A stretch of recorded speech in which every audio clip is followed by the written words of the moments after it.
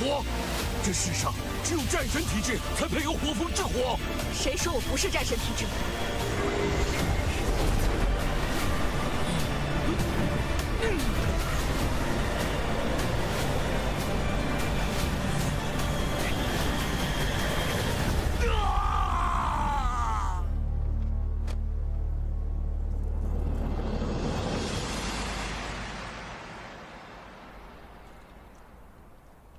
小鱼，你知道吗？如果迎亲大典上，我告诉世人真相，我也会身败名裂。少城主的位置本就不属于我，是我太软弱了。我应该早点制止母亲和李洛，那么你就不会死了。你很好，如果不是你这些年苦撑着武清，在城主和君主的荒淫无度下，武清怕是早已分崩离析。李烨，李烨，混宝，你怎么来了？快救救姐姐！李洛派鬼头陀要杀姐姐，快走啊！连衣服都嫌弃跟你一起死，真是晦气。楚博士，你怎么回来了？你这是怎么了？我感应到宁河，你没有危险。对不起，我来晚了。哥哥，你怎么那么容易就上当了？所以说，好好的为什么要让自己有软肋呢？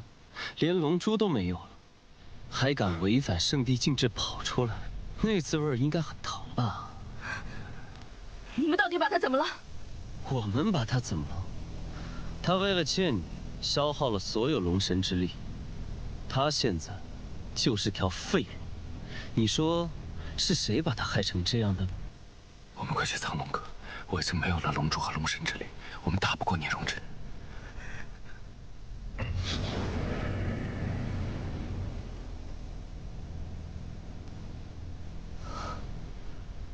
以鬼头陀的实力，凤指楼不死也应该重伤才对，怎么回事？不用看了，你的手下已经灰飞烟灭了。凤指楼在哪儿？他呀，跟着我大哥当亡命鸳鸯去了。龙长子，不是被关押在圣地了吗？我那个大哥，为了救凤指楼，竟然不要命的冲破了圣地禁制，真是可笑。回去告诉圣地，五金圣女说了，如果迎亲大典上龙长子不来，那么哪位龙子来，哪位就是最后的龙帝。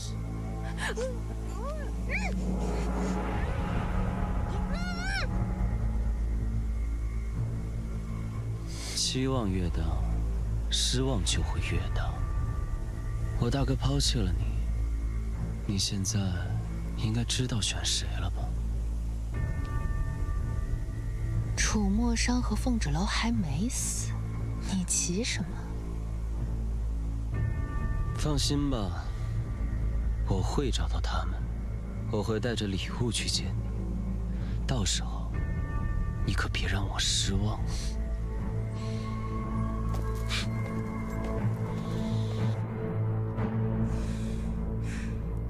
我看就是心疼自己妹妹，舍不得自己少城主的位置。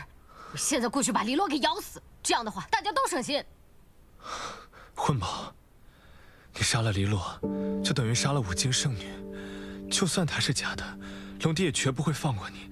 哪怕解释黎洛和我母亲的事情，他们也只会当成我们在为凤指楼和龙长子开脱责任。五经圣女，五经圣女到底是什么？难道那些异界妖魔真的会害怕黎洛这样自私的蛇蝎啊？是啊，混宝，凤指楼才是真正的五经圣女。那么她与龙族联姻，又代表什么？连龙族和人族都想不明白的问题，你问蛇啊？喂，喂，喂，喂，我是蛇，我咬你一口，你肯定会中毒的。我天生有毒，这可不能怪我。小鱼，都这个时候了，你赶紧出来救救他！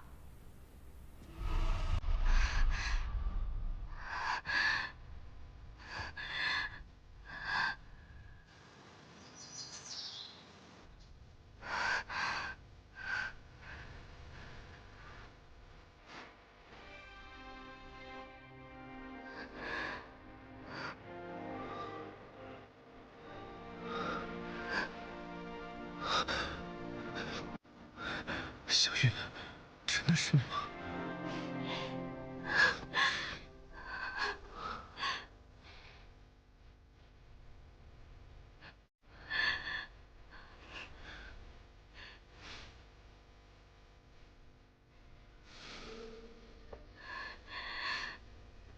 小鱼当时有多危险啊！要不是我姐姐医术了得，将小鱼救了回来，以假死的方式安排他逃脱城主和黎洛的掌控，你小子现在会有这般美事儿？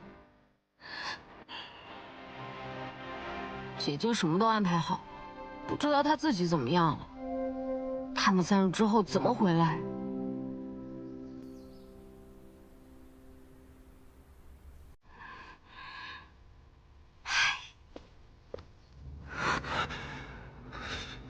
你现在没了龙珠，岂不是任人鱼肉？放心，我会尽快向父王讨回龙珠。可是你放弃的，那是龙帝之位，你会不会后悔？我追求的从来不是龙帝之位。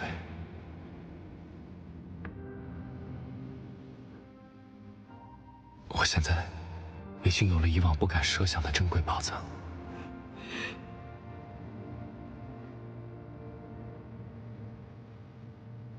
是我疏忽了，我忘了龙族不需要吃人类五谷，而是靠吸收天地灵气。仔细想来，从我们同房开始，你就已经不思饮食了。我还以为是我自己心情不好，所以没了食欲。我从龙王令的书上看到，自龙子怀胎，他就会一直吸收我体内的养分，直到出生。楚墨商，你说我这个样子，会不会只能跟你做3年半的短命夫妻？怀孕不是你一个人的事情，天地灵气我会给你，但是这个圣地印记的空间坚持不了多久，逆容者随时可能会摧毁这里，到时我们2个都得死。那怎么办？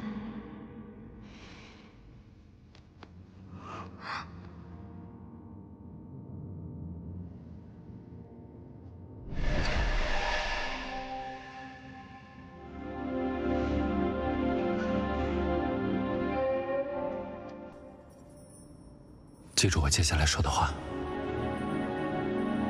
那好的，回楚斋，保护好自己和孩子。放心，我会回去找你。商，圣地印记的结界保护不了你多久，没有龙珠的你就是个废物。识相的话，快点出来！我若撕碎圣地印记的空间，你和凤之楼谁都别想活。我数到3，可就动手了。3。你还真是心机深沉，善于隐忍。第1次你阳毒失败，第2次利用我与楚墨商之间的羁绊，引他失去龙珠，也要从圣地回到我身边。你还真把自己当长嫂来教训我，连说话的语气都跟我大哥越来越像了。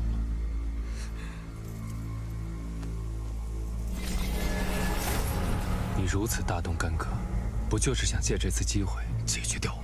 哼，是，你一日不死，我永远是父王退而求其次的选择。至于他，就更留不得了，竟然还怀有我们龙族的血脉。看来真是又多了个麻烦。那好，护县令，去楚斋，我会去找你。你务必小心，一定要来找我。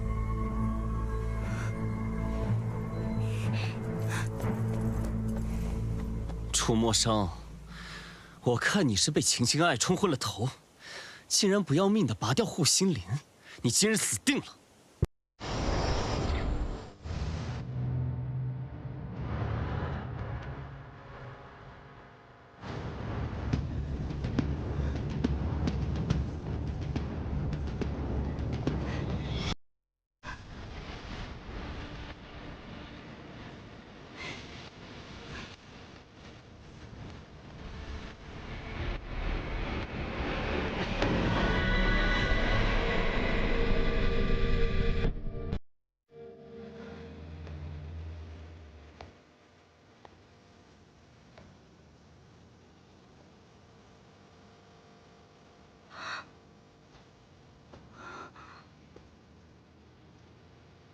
怎么站在外面？你还怀着身孕？走，进屋子里。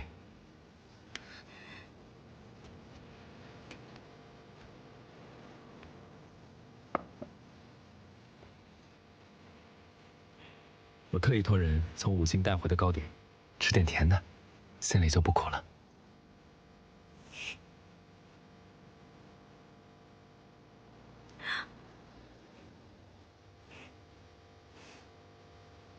真甜。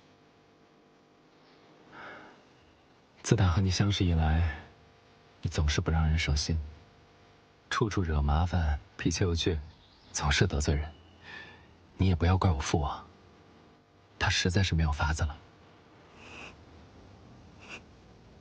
娶了我这样的人，让夫君费心了，让你在家里受了那么多的委屈，为难你了。好在我能帮你打开慧根，助你午休。娘子聪慧，不喜他人教条，吃了亏长了教训，办事做事也渐渐沉稳。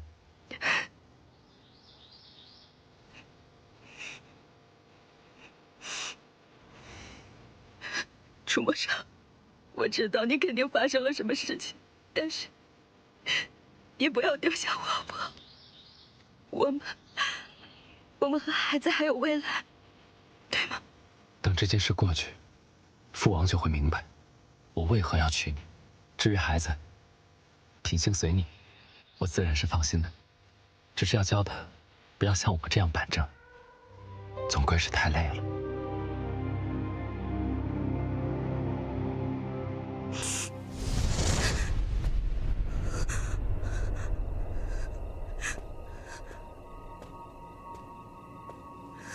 楚墨裳，我不喜欢你说的那些话。你告诉我，你是不是把聂荣芷已经解决掉了？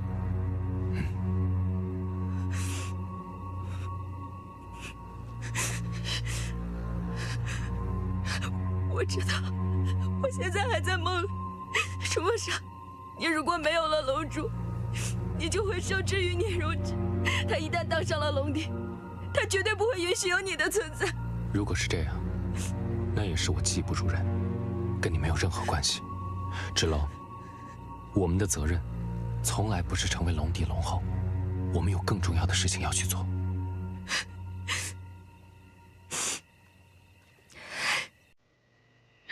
我知道，我们一直都是心意相通的。我在来之前，也跟婚宝说过同样的话。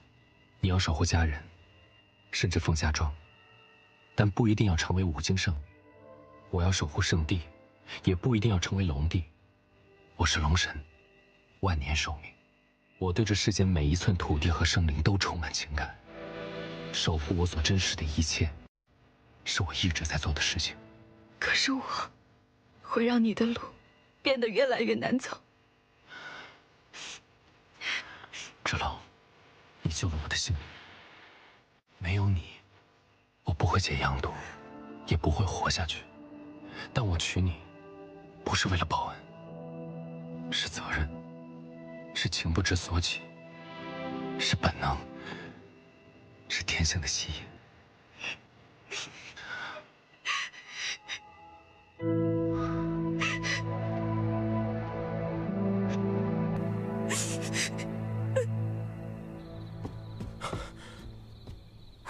姐，现在什么情况？混宝，你现在跟我走，少主和凤芷楼他们出事了。走。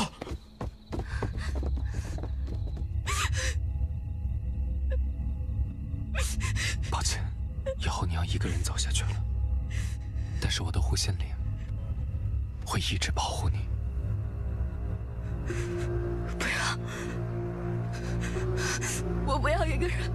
凤儿小姐，凤儿小姐，凤儿小姐，快醒醒！凤儿小姐，凤儿小姐，发生了什么？我这是怎么了？楚墨裳呢？你晕倒在大门口，是我们将你带到此处。凤儿小姐，你手里拿的是少主的护心令。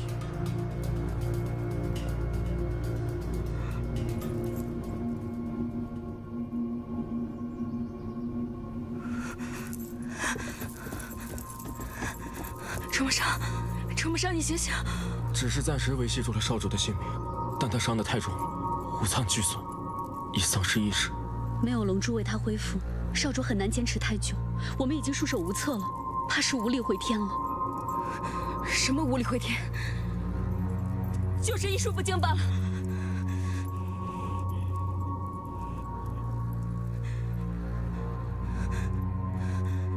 怎么可能？他是龙族圣地的少主，他怎么可能会死？我们没能保护好少主，我们愧对于你。我怎么就是只鸟？到底发生了什么？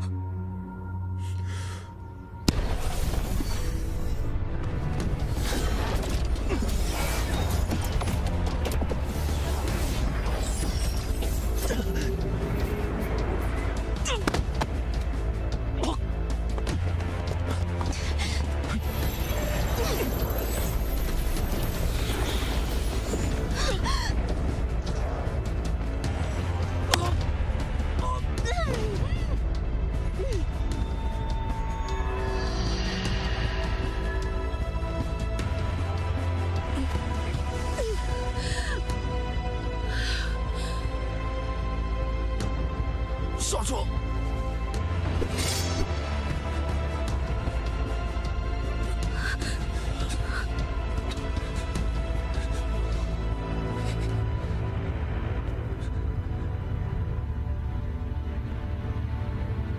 回楚斋。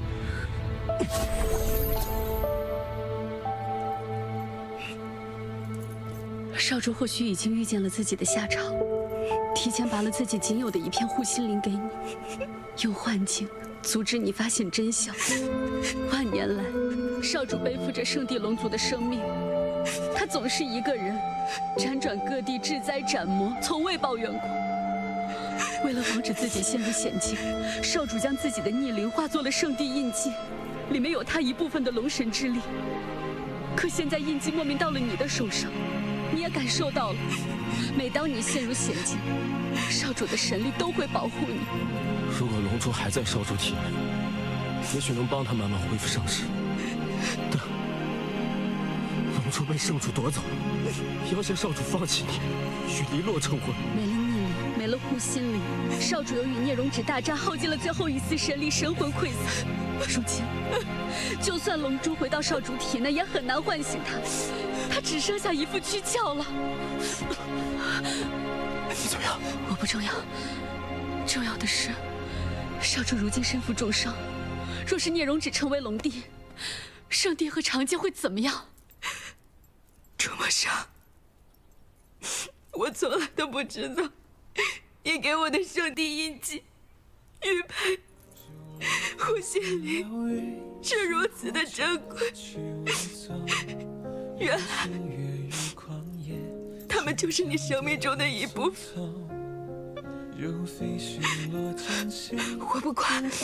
我不管你什么时候消散，我不管要付出多么大的代价，我都要把他们慢慢拼起来。我一定要你恢复如初。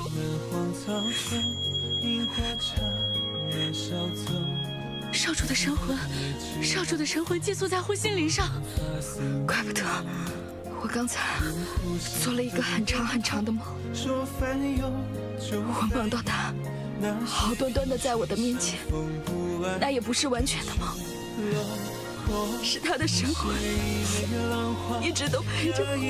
龙族此生只会将护心灵交给最爱的人，因为护心灵下面是龙珠，保护龙珠就是保护自己的生命。少主将护心灵交给你，是他的选择，他一定觉得你比他的生命还要重要。我想少主无怨无悔。即便是把护心灵还给少主肉身，没有龙珠护体来恢复龙神之力，他的生依旧是无力回天。龙珠可以救他，你们立刻回圣地。万万不可！少主是宁愿放弃龙珠龙帝之位来到你身边。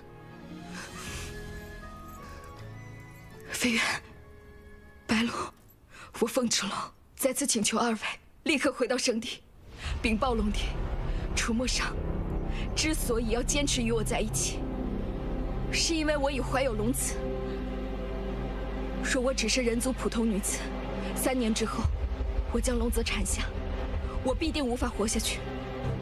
无论他们相信与否，我就是5境圣女的血脉。龙子，这是上天的恩赐，龙族和龙族的联姻都很难再降生龙子。我一定赴汤蹈火，在所不辞。混宝在外边，给您做了隐身结界，您如果要出去，请务必小心。你们快去快回，我在这里等着你们。我们定将龙珠带回。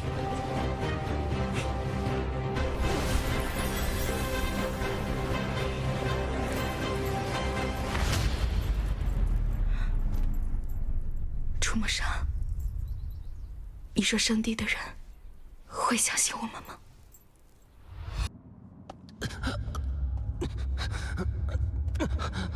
父，这一次我真的不想再包容哥哥了。他为了见凤芷楼，不惜闯开你设下的禁制。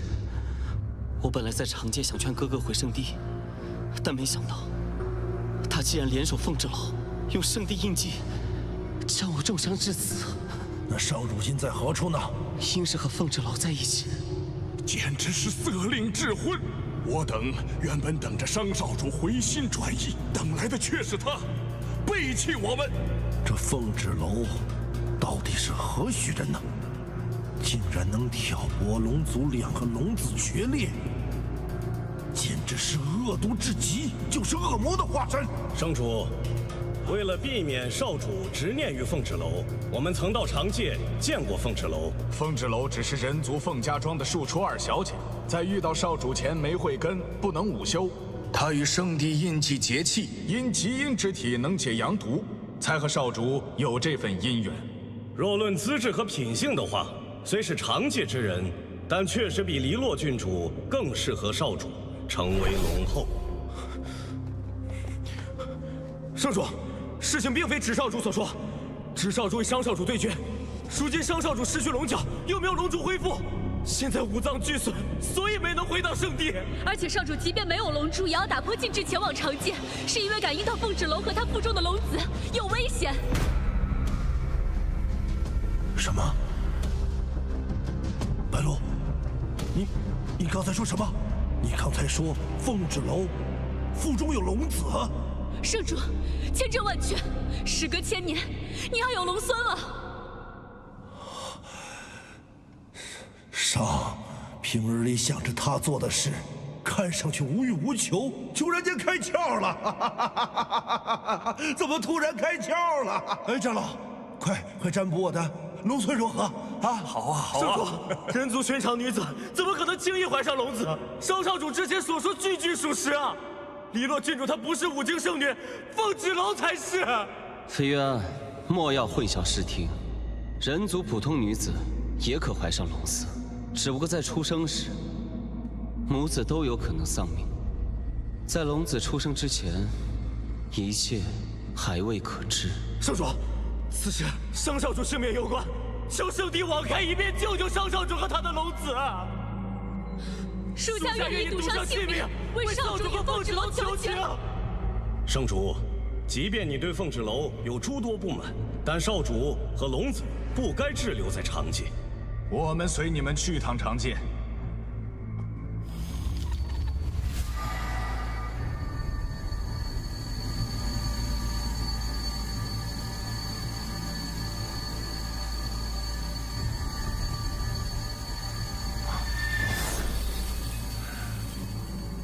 无论如何，让商回来，我要听他解释这一切。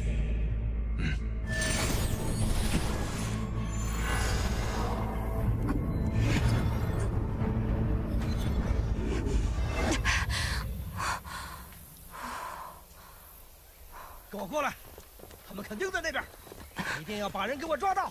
快点，跟上！你们俩走那边。是。走，快！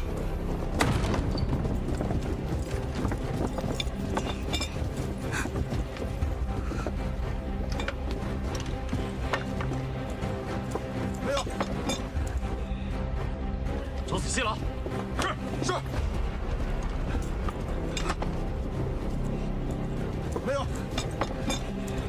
这边也没有，没有。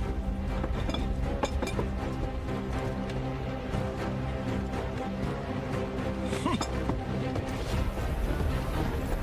给我搜，务必找到月娘和凤芷楼，以及龙长子的行踪，我们必定逃不远。司令，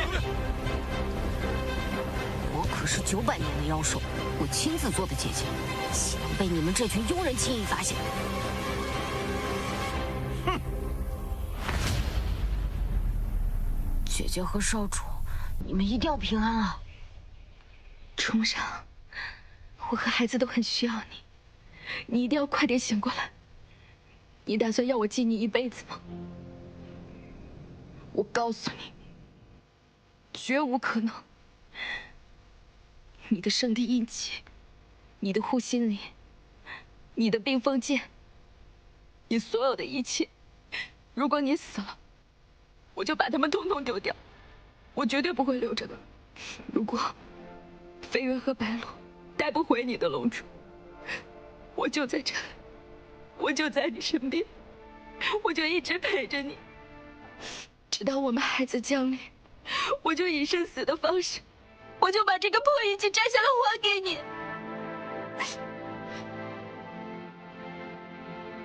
你一定要醒过来，你可是龙神大人，天下苍生还需你兵啊！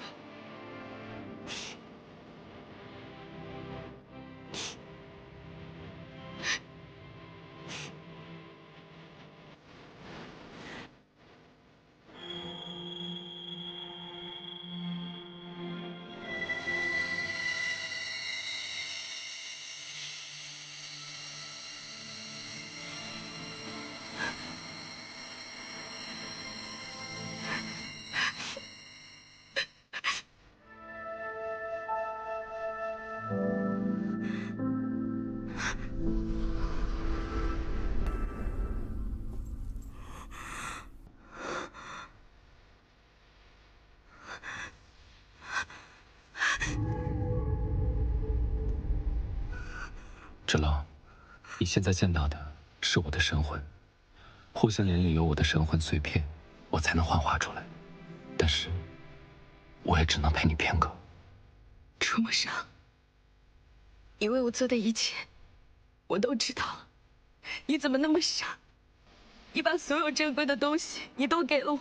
自我降生以来，我耳边就只有一个声音：作为龙族太子、圣地少主、龙帝继承人，我必须要变得更强大。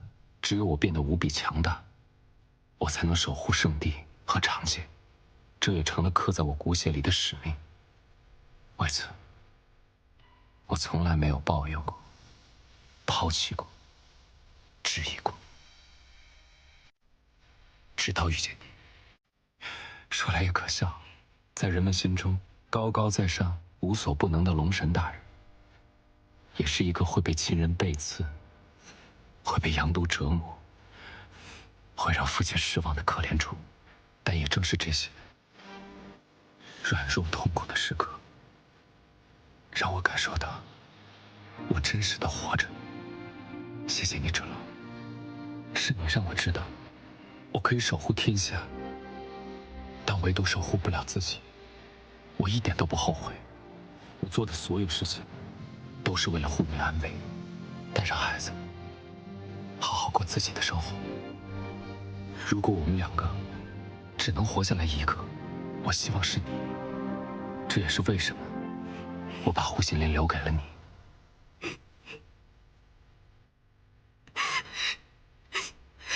这样看自己，还真是有点奇怪。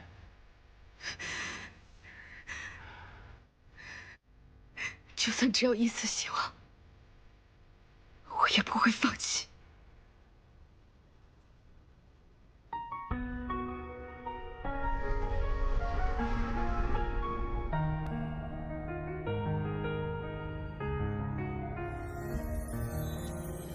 想点开心的事情吧。我计划着把一切事情都解决完以后，我们就一起回到凤家庄。如果你想把孩子带回圣地，不要对他太过严厉。我还是希望他能像你一样，在凤家庄自由野蛮的生长。比起龙子，我更希望是龙女。我相信你一定会在圣地让他开出不一样的花。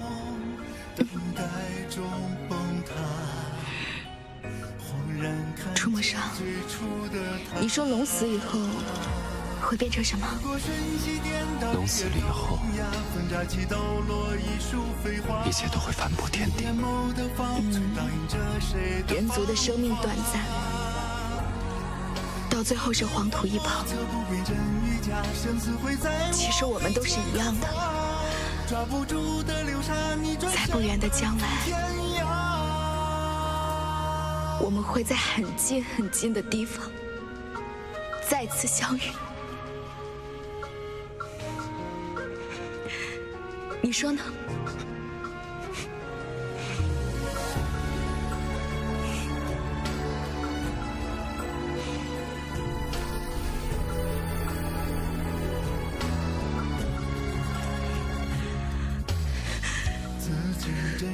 心间门，如今好吗？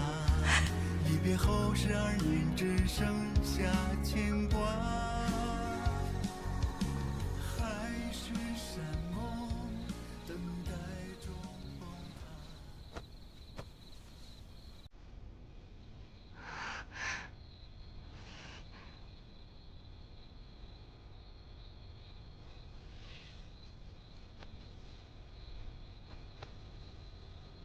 小小年纪就如此手法，你真是个了不起的姑娘。小玉医术师承储医馆，可以配得上4药局掌事的位置。我记得五京城有此技艺的，也就只有储医官了。他是个老顽固，只说要把他的医术传给他认可的弟子。他果然没有看错人。我想芷楼了，我想这样每天抱着他。下次见面，你就可以这样抱着他了。小鱼，时辰快到了，我们该走了。最近一直没有听到芷楼来，你们告诉我，他是不是遇到什么危险了？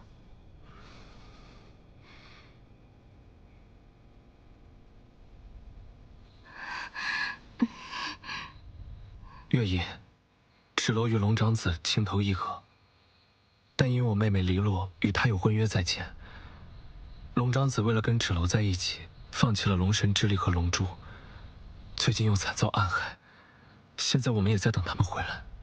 你们知道黎洛为何能成为五京圣女了？我和芷楼就是五京圣女的后代。凤家庄是五京圣女的故乡，奈何你母亲从中万般谋算。芷楼与龙族少主能在凤家庄结缘，一切都是命中注定。他们是天作之合。对不起，月姨。不怪你，月姨没事。芷楼与龙族少主之间，万般皆是命数，所有的考验都是必将经历的劫难，只有渡劫，才能重获新生。上古龙神和五京圣女，才能庇佑他们。以前我是被母亲的身份迷了心，瞎了眼。我怎么可能会有黎洛那样的女儿？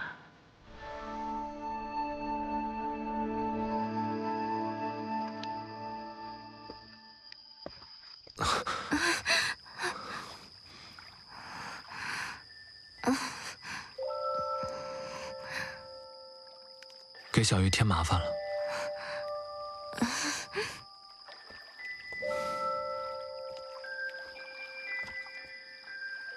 小鱼，你愿意照顾我，我心里十分感动。虽然我看不清你，但我能感受到你一直在我身边。谢谢你，出现在我的生命里。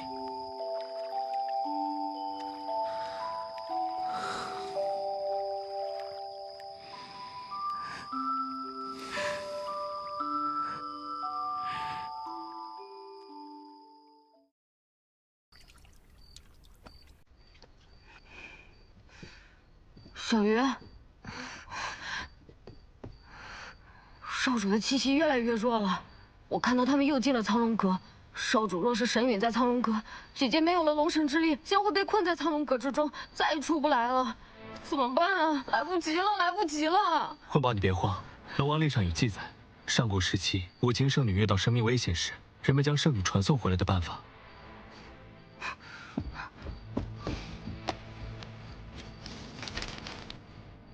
龙王令的说，能将五经圣女传送到五经城任何一处的圣女祭坛。这么说，我们可以将姐姐和少主召唤回来。五经城的圣女祭坛就在战神殿。你跟小鱼拿着我的腰牌和树，趁无人再去。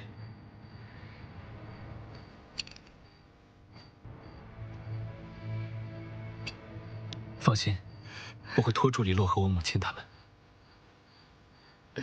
走吧。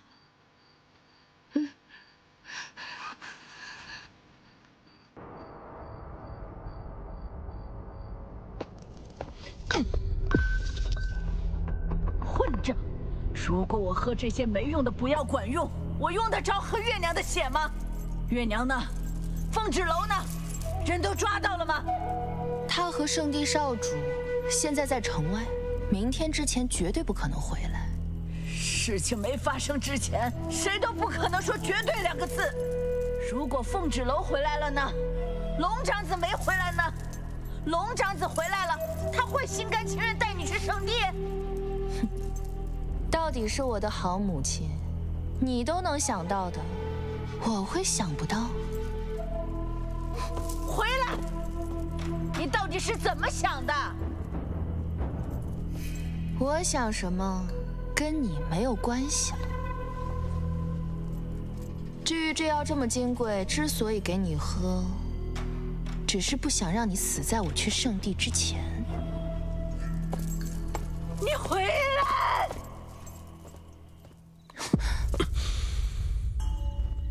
你瞧，即便你取得了前往圣地的资格，在别人眼中，你还是被楚墨裳给抛弃了。他为了凤芷楼，还是不要命的回来了。为什么？为什么楚墨裳到死都不愿意选我？你看，这是什么？你把他杀了？这是我的礼物，五经圣女只能是我的妻子。好啊，等我成了龙后，我要杀了凤芷楼，灭了凤家村，谁都不能阻止我。再加个楚墨裳就更好了。无论是龙帝之位，还是五经圣女，都是我的，也只能属于我。因为只有胜利者才有权利写下战功。你说的对，我们果然是一类人。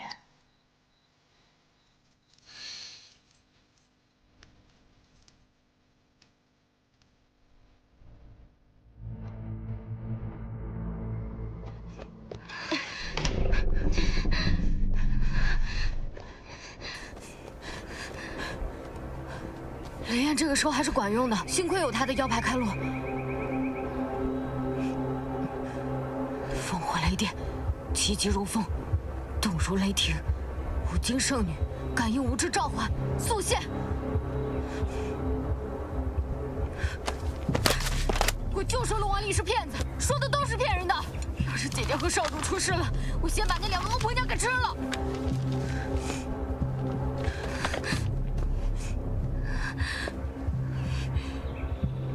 烽火雷电，气急如风，动如雷霆。五经圣女，感应无知召唤，速现！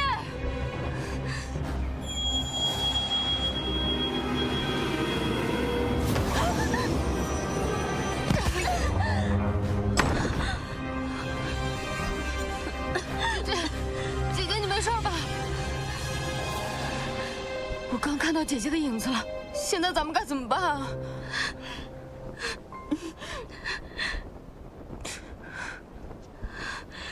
儿小姐，我们带着圣地的黑白圣使来了。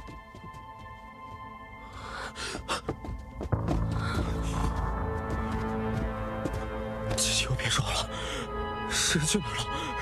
神去哪儿了？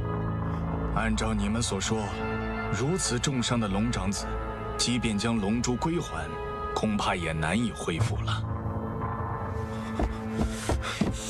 你个老东西，你在胡说八道些什么？少主没有龙珠没法恢复，他怎么可能会死？他怎么可能会死啊！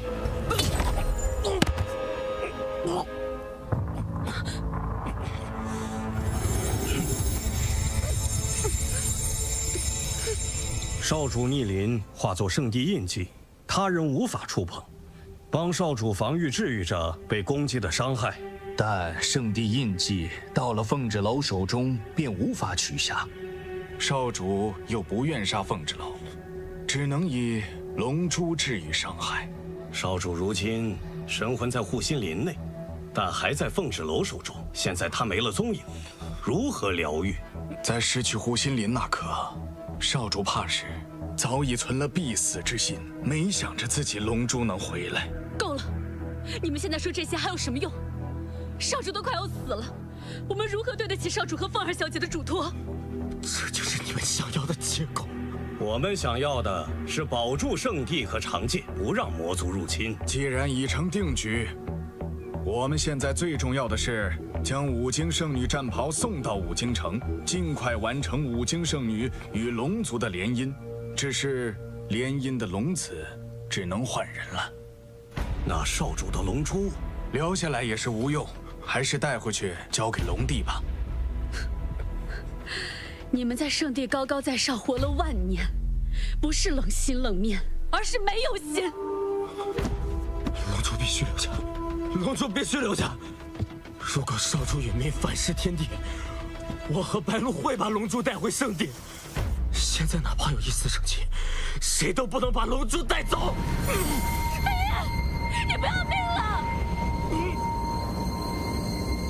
把龙珠留下！飞燕。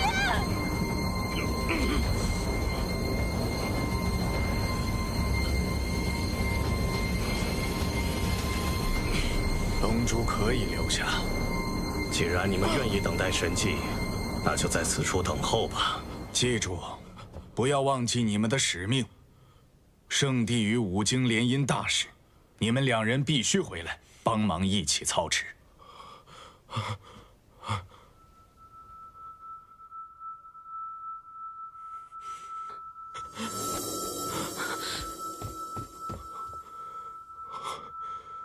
飞燕，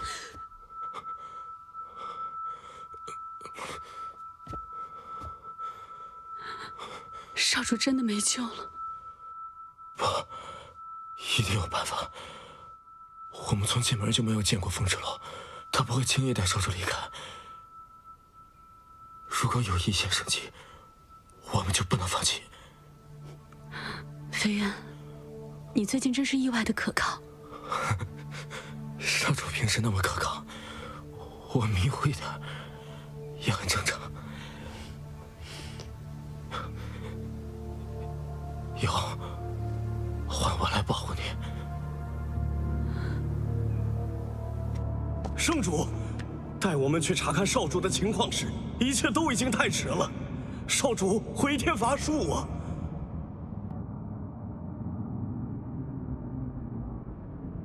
来，我的长子，父王，龙族的继承者。若圣地结界崩坏，你需到长界找到龙王令，迎娶五经圣女的后人为龙后，才能修复结界，拯救龙族与人族啊！必不辱使命。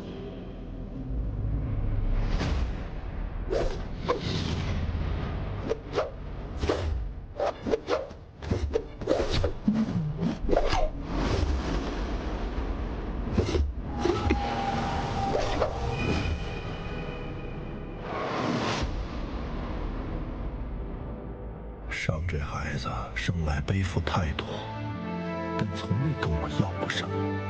只是在迎娶五经圣女这件事情上，第一次忤逆我，所以我才取出他的龙珠作为惩戒，但我从未放弃过他，因为他是我心中最合适的龙帝人选。圣主，大错已经酿成，我们该为接下来的事情做准备。你们带着五经圣女的战衣前往五经城，只说龙族将换次子来联姻，待迎亲五经圣女到圣地，我会将龙帝的位置传给芷，让他们成为新任的龙帝和龙后。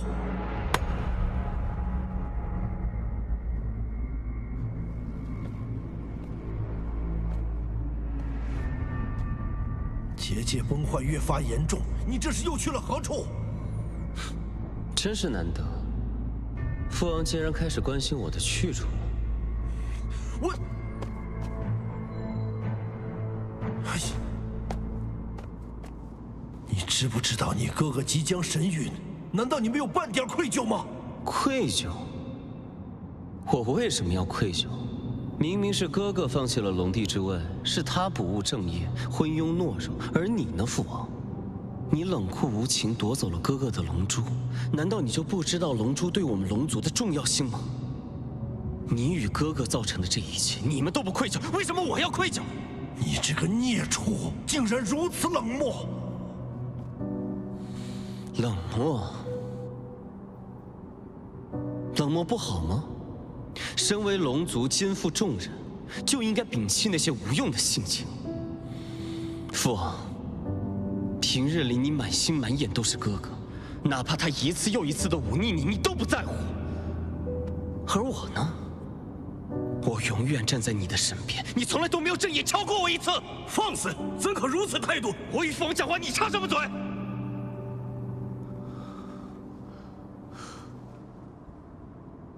我告诉你们，现在整个龙族的重任都交到了我的手上，只有我才能成为龙帝，只有我才能迎娶五经圣女。上经历过的事，做过的事，你没经历过，你未必做得到。父王，你还有得选吗？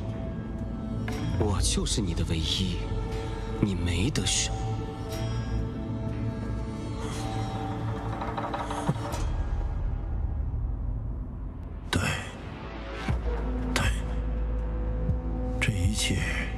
全是我一个人造成的。收拾一下你这不成体统的样子，去五经城战神殿吧。聂荣芷必不负重托。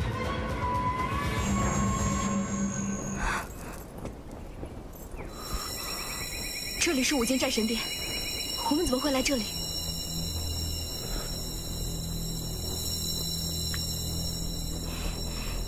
在凤家庄，你是一个人。现在有很多人在等着你，你就是他们选出来的五经圣女。即使有人可以事先伪装成圣女，却也无法被龙王令的古籍召唤。原来龙王令上早就记载了如何验证真正的五经圣女。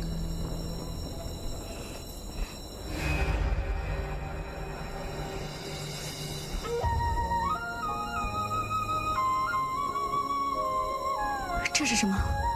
上古龙神和五经圣女。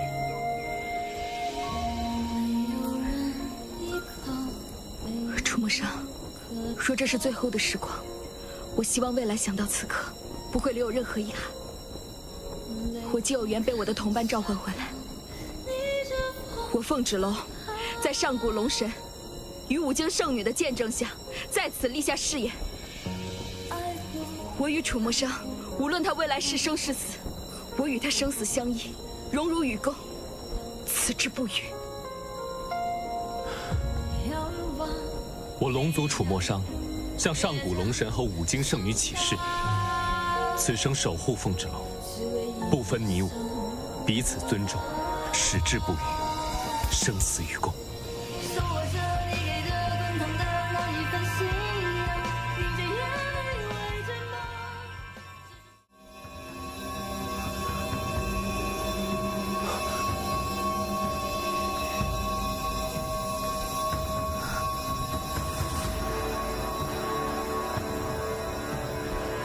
怎么回事？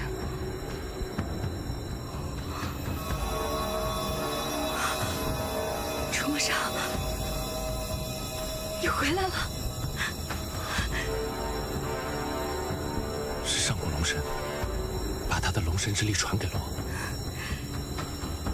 原来上古龙神与五境圣女都知道，我们之间早已不需要任何契约。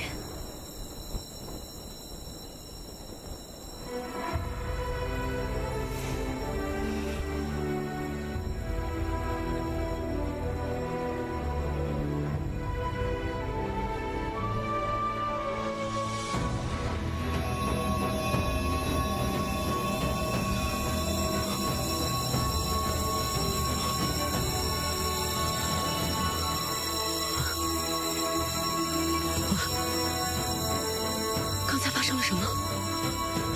是少主的机器，他一定想到自救的办法了。走。异界魔族，休想伤我同类！如果可以，我真的很想和你一样，再活千年万年，共同守护这片土地，守护我们所珍视的一切。人族寿命有限，但我们子子孙孙会替我们守护长界和圣地，守护天下苍生。所有龙族听令，圣地与长界再遇劫难，龙族唯有找到如五经圣女这般品性的人族，彼此信任，并肩作战，方能度过天下苍生之劫。原来上古龙神和最初的五境圣女，不仅是战友、挚友，还是爱人。所以上古龙神与五境圣女之间，不仅仅是联姻，才可以拯救苍生。所以芷楼，你就是我真正的五境圣女，是你让我找到了龙族真正的龙王令。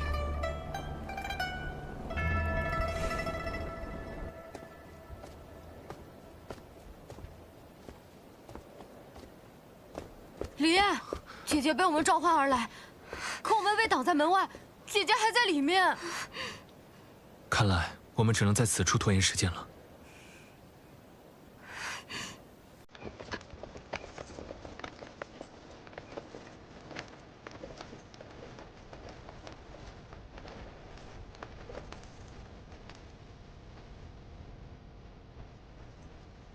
哟，今天刮的是什么风？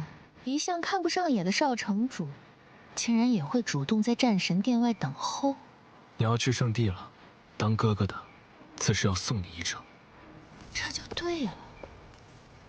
识时务者为俊杰。等我下去了圣地，少不了招个五京城，到时候你还得靠着我。你还没有成为龙后，母亲就被你关在长生殿不得见人，我们怎么指望黎洛郡主那点亲情？母亲不想出来，是因为她自己不愿见人。是，这么重要的场合她都不肯露面，要讲一辈子的她，为了你到圣地，真是用心良苦。难不成你还想拦着我去见圣地的人？你别忘了，少城主，你现在没资格管。说的好像你有资格一样。我是五京圣女，我看今天谁敢拦我家。来人！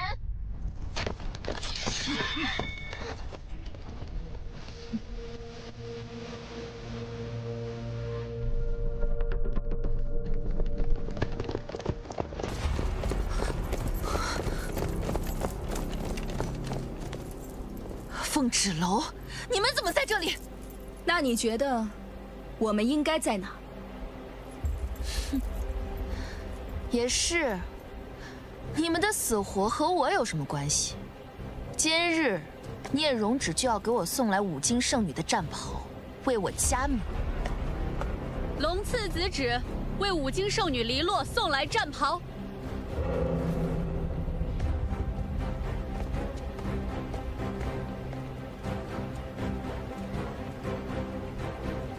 凤芷楼，哥哥，你不会以为现在出现在这里，能改变些什么吧？你就这么怕出现什么意外吗？哥哥真是每次出现，都让人意外惊喜啊！恭喜少主平安度过生死大关，真是太好了！圣主在圣地知道的话，定会欣慰不已。少主，我等原是奉龙帝圣主之命，将战神金丝锦袍送到五京，明日举行迎亲大典，让龙次子旨迎黎洛郡主到圣地。你竟然今日平安归来，那么这迎亲之人，白衣圣使。现在与五清圣女联姻的人是我，难不成你想擅自做主，换人不成？和五京圣女联姻的人，始终都是龙长子。换做你的原因，不正是因为龙长子出事了吗？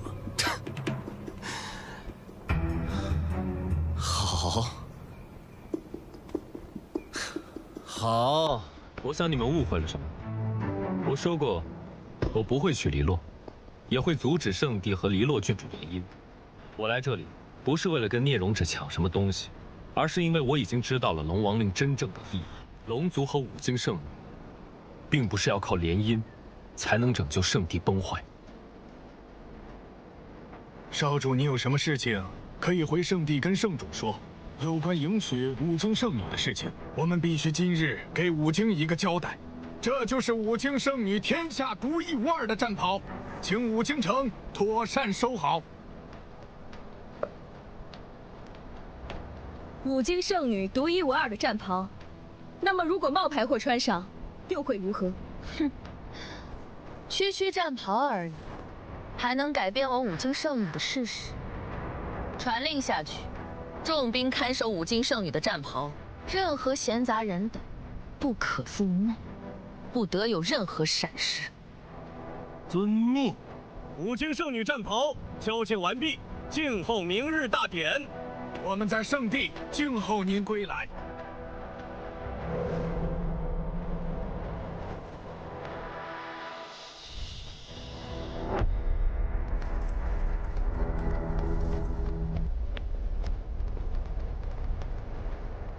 姐姐，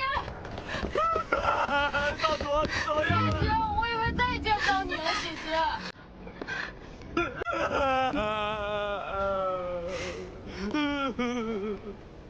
我们都没事，好啦。芷楼，你没事我们就放心了。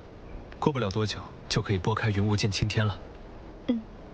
少城主费心了，我的妻子我会照顾好的。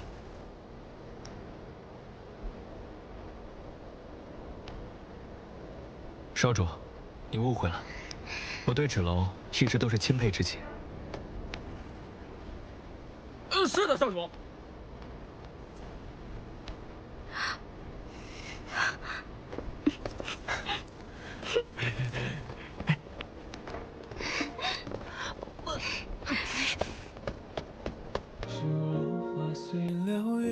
疏忽就去无踪，如星月于旷野，沉江的好匆匆。如飞雪落掌心，融化在檐下中。如你惊鸿一瞥，怎我能可一梦？如漫漫荒草中，萤火刹那稍纵。如两夜之晚风，拨乱发丝朦胧。如忽闪的念头，说翻涌就翻涌。那些萍水相逢不爱，人去楼空。你写一枚浪花，惹一场海沙。情似一缕鸿毛，成一座孤岛。是浮现